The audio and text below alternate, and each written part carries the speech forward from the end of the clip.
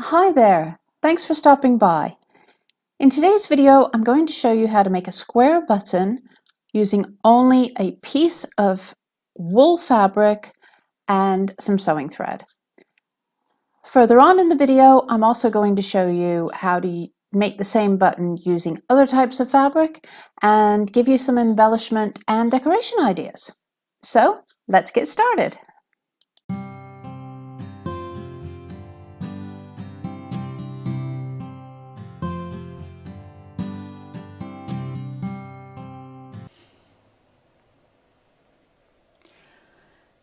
So, what you'll need: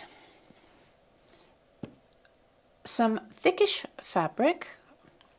Wool is really nice, and if you can get wool that doesn't require any finishing at all, that works really well as well. You can use finer fabrics for this button. You just have to work it a little differently, and towards the end I will show you how to do that. But for the basic button, some wool is really nice to use. I'm using our square button template to trace out the square design, the square shape. You can use anything that you need that is square. You'll need needle and thread, something to mark with, and scissors. And that's basically it for the most basic of the buttons. So, first thing to do, you'll see there's a little line there because I was checking to see whether my pencil will actually show up for you, is draw out the square that you want. Now, we'll be reducing and reducing, so it does help if you can trace, if you can draw out. Sometimes using a piece of paper first will help, which will become clearer in a moment. So let's just, I'm going to do a fairly large button just so that you can see what I'm doing. So I'm just going to draw out the square. I'm trying to go quite dark here so that you can see, but it doesn't really matter. And I'm also going to put a dot right at the center because that will help later. Just about see that. I'm going to cut that out.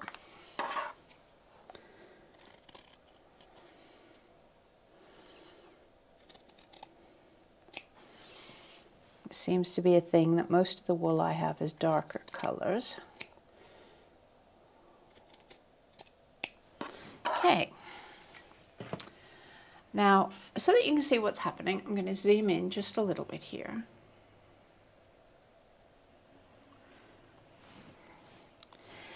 So you can just about see my center dot. I have already threaded up a needle with some cotton thread,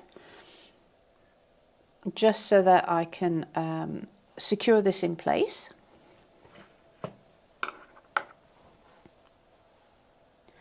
As I work. So the first thing that you need to do is fold diagonal to the center. Now, because it's wool and it's bouncy, it does help if you can just tack this into place. I would recommend, well, it's going to depend on how you want to actually use the button, again, which will make sense later. But I would recommend stitching through only the single layer so you're not actually going through to the back of the wool. Okay, so it's just a very small little stitch just to hold that in place. And I'm going to do that again for the next corner. It doesn't matter which one you do next, just whichever works best. I'm trying to keep my fingers out of the way at the same time. Now, of course, it becomes a bit easier because you can fold this onto, you can stitch onto the folded part as opposed to having to stitch to that back piece. And again.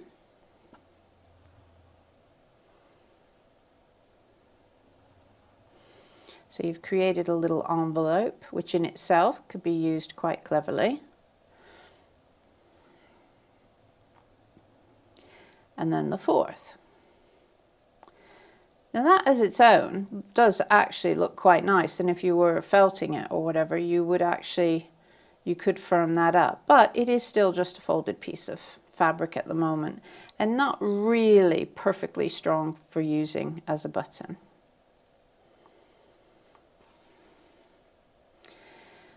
Okay, but it's a nice little padded square. So the next thing to do is to fold it again. So this is a little bit more difficult with your thick fabric, but it does work brilliantly. You just have to persevere a little bit. So fold in. Now what you can do is if you're getting a lot of gaps there, is you can stitch up to just close that gap so that you get a sharper point. Then fold that down to the center.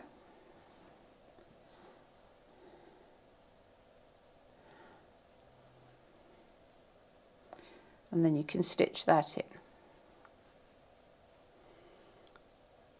And then we'll work up the next side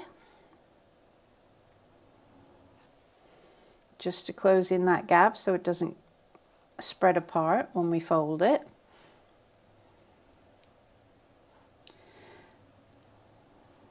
Do one more just at that end. And my needle's come unthreaded.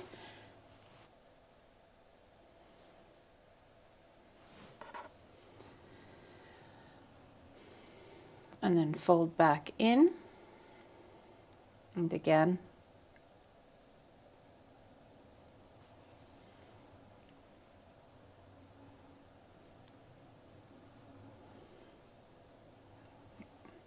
a little stitch.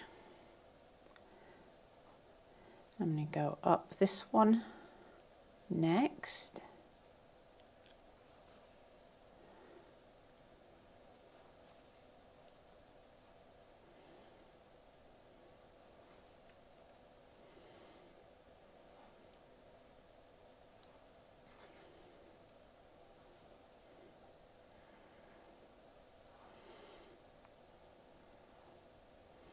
Fold in and stitch.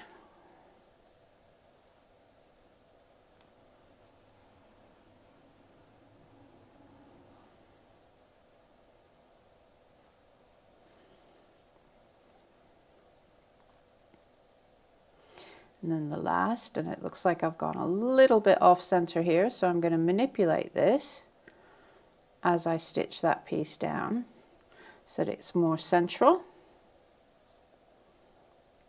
I've obviously caught one of them a little bit badly. That's all right. You can do amazing things with fabric when you're manipulating it.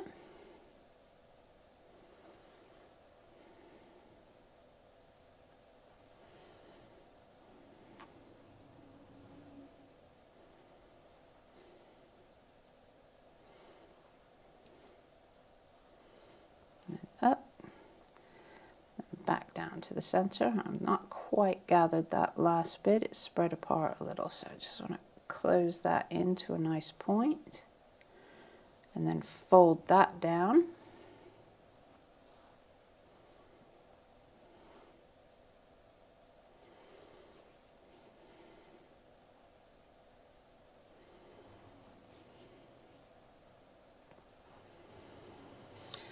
And so at this point, you have a few options. You can, because with different fabrics, you'll get quite a nice sort of shape here. And you may wish to use this as the front of your button and take advantage of those shapes. If that's the case, you're going to have to put more stitches in at the center. I would personally make a feature of it in order to actually give you enough structure. It is quite solid and would work quite nicely as a button, but what I'm going to do is show you how to just do it so that it's a plain front that you can then decorate. And that is again by stitching through and joining up these corners so that you get a nice crisp edge along these folds. Well, as crisp as you're going to get with a thick wool, obviously. But by joining them together, you're going to get yourself more of a pointy shape for your square.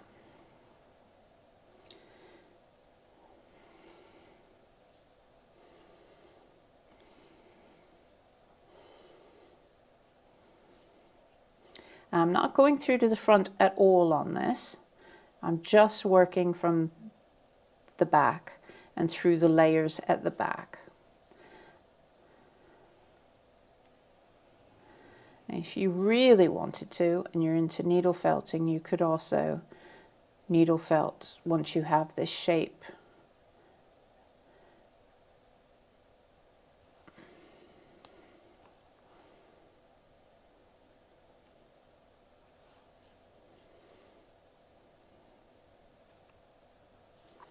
And I'm sure you could see as I was folding it the other sorts of looks that you can get. So if you have a fabric that doesn't fray at all, you could take advantage of that to actually make very unusually shaped buttons. Just do one more stitch there, I think, to close that in.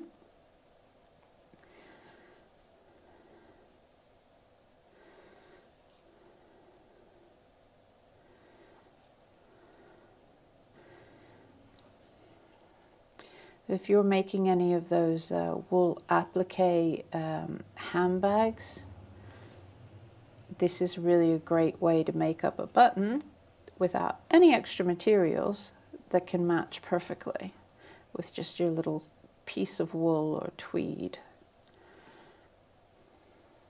Now we have a nice cushion square button, and that's nice and firm now as well. I mean, that, you know, that is going to act as a button. It's not going to give because you have so many layers of the thick thread.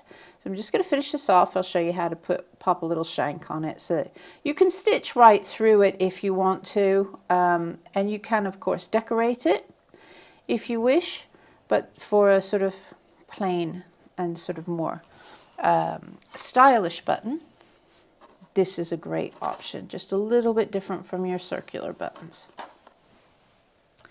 So let's do a shank. I think I'll use the same thread that I've been using. I'm actually using Wonderfil Spagetti.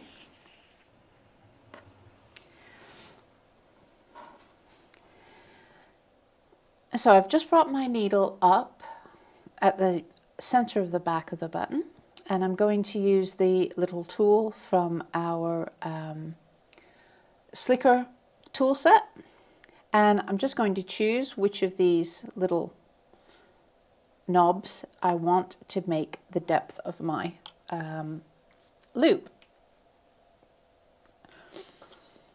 And then what I'm going to do is I'm going to place it there at the center of the button, and I'm going to work some stitches around this. And this, of course, is going to give me the space that I want between these. Now you can work a blanket stitch or you can work weaving. I'm going to work a blanket stitch on this one, I think. So now, in order to stop those from slipping when you take the tool out, you just see there, I'm going to make a little stitch to just sort of lock those loops in place before I start covering them. Otherwise you find that your loop can tighten up because you're pulling on that. Then you can slide that out.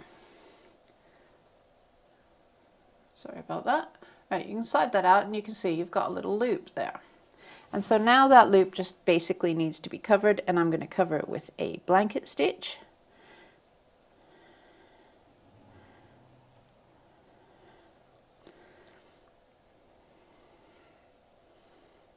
Just to consolidate all those threads so that they stick together nicely. And that will strengthen that up and give you something to sew your button on with, and you just sew through that loop. As I say, you can go straight through the fabric itself if you wish and not put a shank on it at all, but sometimes when you're making buttons it's nice to finish off the back nicely and to have a nice shank on the back.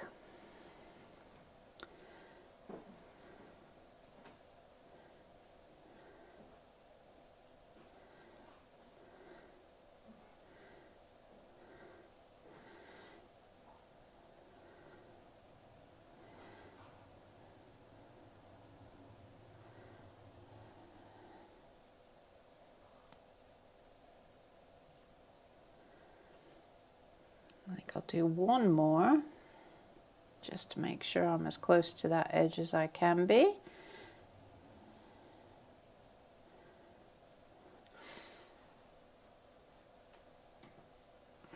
And then I'm just going to take my thread through. Obviously I'm not going through to the front, I'm just going through the layers at the back and just stitch through a few times.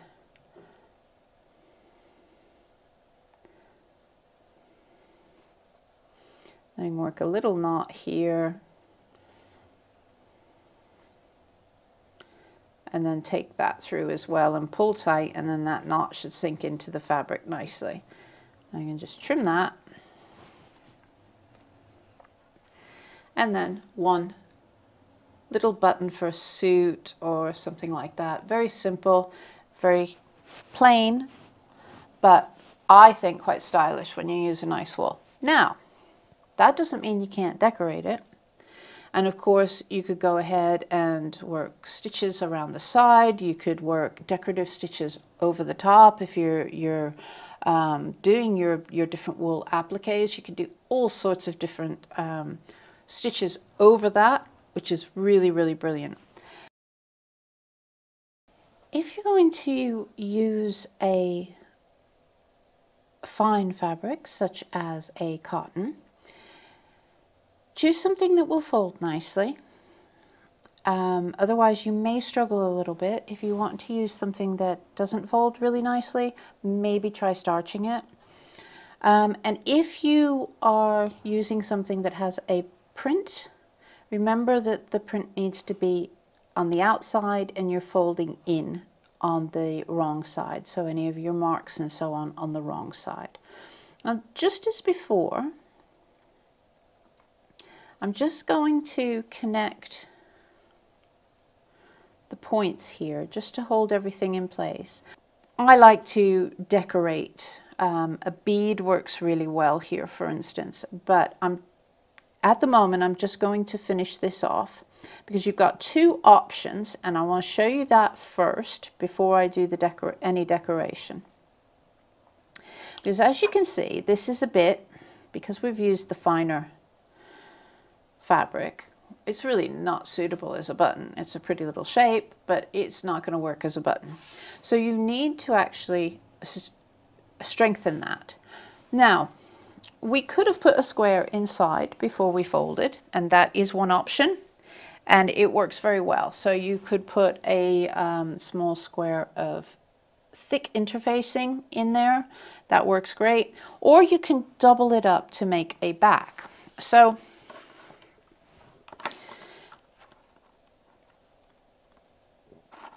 if I cut something along this size of square, what I'm going to use is I'm going to use some a scrap of Ada that I have, but extra thick interfacing works really well as well. And I'm just going to cut a square. So I'll cut one, and then I think I'll cut a second one just to match the first. I like the pelmet interfacing as well because you can still sew through it, but it's the same principle really. If you've got scraps of Ada cloth, it's quite stiff, and you know you can stitch through it, and you can double it up and work button backs really well with this. So if you've been doing any counted work and you've got spares. So we've got that, and now I can do a really neat and tidy back out of the same fabric, or I can just gather up, doesn't really matter. I'm just going to cut a square. I'm not going to worry about measuring a nice square.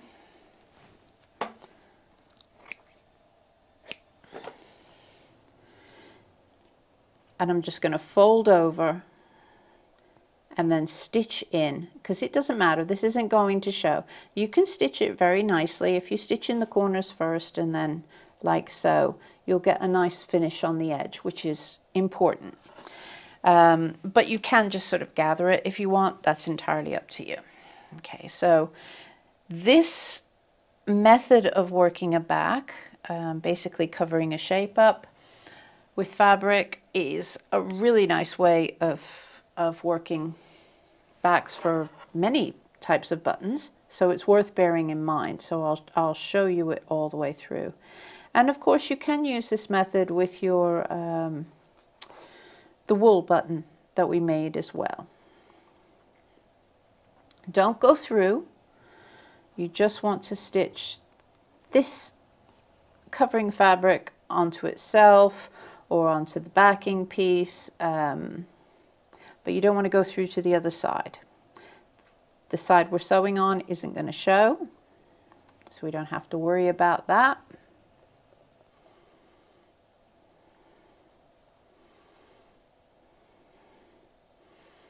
And this is going to add strength to and a bit of rigidity to the button.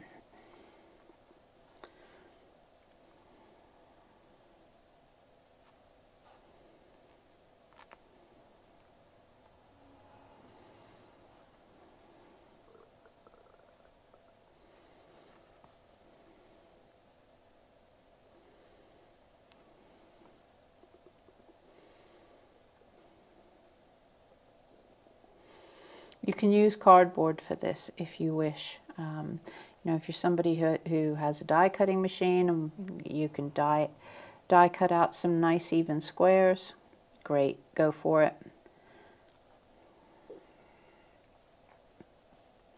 Just remember that if you do use cardboard, you won't be able to throw it into the washing machine. But as I always say, you know, most buttons shouldn't be thrown, nice buttons shouldn't be thrown into a washing machine. Any of the old buttons, even if you think, oh, this is metal or this is plastic or whatever, it shouldn't go into the, if it's made up of more than one material, should not go into the washing machine anyways, because that one material in one of those layers could easily be cardboard. We get a bit spoiled with plastic buttons and we think everything can just be washed. Okay, so that's that. Nice little square. If you've got any corners that you want to really make tighter, go ahead and stitch those closer. It's really up to you how well you want this to look. I'm working quite quickly for filming purposes, and I'm also, as you can see, using that darker thread so that you can see what I'm doing. Now, you should really, ideally, finish off first before you add the front to the back. Just because it's a separate piece, then you're not worrying about it. But it also means that you can work all your backs and have them sitting in your box ready for when you've done whatever you're going to do with your button. So, ideally, you would add your shank to this, so you can come up through the center and work a shank just the way we did previously. I won't show you again because you don't need to see me repeat it a second time, but that's what I'm going to do. Just basically work the same type of shank that I worked on this button onto the back, this back piece. And so there's my little shank on my back of my button. Everything's secured off at the back of this piece. And then basically you join the two pieces. So if you want to have a nice smooth front and maybe you want to decorate this before you continue through, you'll put it in this way. But if you want to have that decorative folded section, then you can actually stitch the two on so that that is stitched this way. And the way that you would do it is what's called, it's usually called a ladder stitch. And so you should really use a more invisible thread, something that matches. But in order for you to see how this is forming, I'm going to work it with this dark gray thread. So you'll come up on one, go across, and then through. These should be quite small stitches. I'm going to make them fairly large so that you can see them. And then back to the other side and up, and then back to the other side and up. And if they're small and they're close together and they have a matching thread, then you won't really notice these at all. You can of course go ahead and decorate the back as well, the sides as well.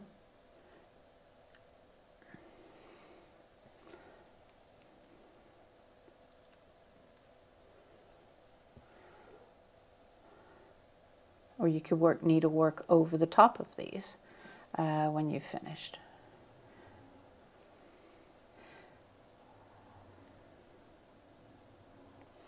And if your back piece is just a wee bit smaller than your front, that will also help to ensure that the side stitches don't show as much.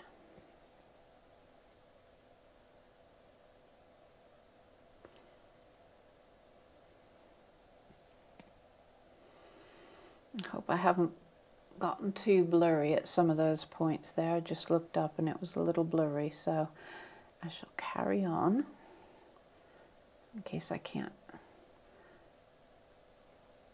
take it out.